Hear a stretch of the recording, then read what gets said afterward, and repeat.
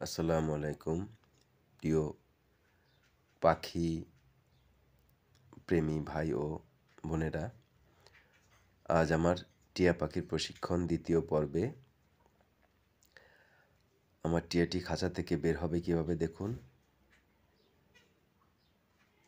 টিয়া বের হও, বের হও, বের হও, বের হও, বের হও। হ্যাঁ হ্যাঁ, বের হও, বের হও। গুড। হ্যাঁ, এবার ও খাটে এখানে আসবে। এদিকে এসো, এদিকে এসো, এসো এসো, এসো। টিয়া, টিয়া, এসো এসো, এসো এসো। 1 2 3। উঠে এসো, উঠে এসো, উঠে এসো, উঠে এসো, উঠে এসো, এসো এসো এসো এসো। গুড।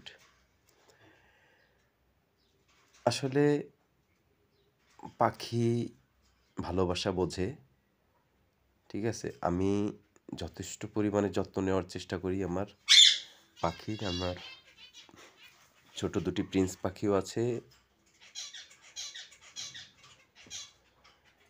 এই নাও, বড়ই নাও, বড়ই নাও। একটি বড়ই নিবে, এই যে নিচ্ছে। হ্যাঁ, এখনো ভয় ভাঙেনি, আস্তে আস্তে সময় লাগবে। এত তাড়াতাড়ি যদি সব কিছু হতো তাহলে তো যে কেউ পোষ মানিয়ে ফেলতো। তো পাখি যেমন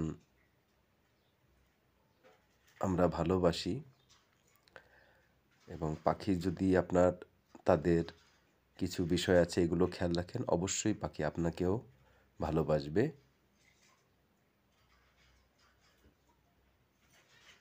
সময় লাগে একটি পাখি প্রশিক্ষণের জন্য, অনেক সময়, অনেক ধৈর্যর বিষয়। এটা সবাই পারে না। কাজের ফাঁকে যতটুকু সম্ভব আমি আমার পাখিদের যত্ন নেই,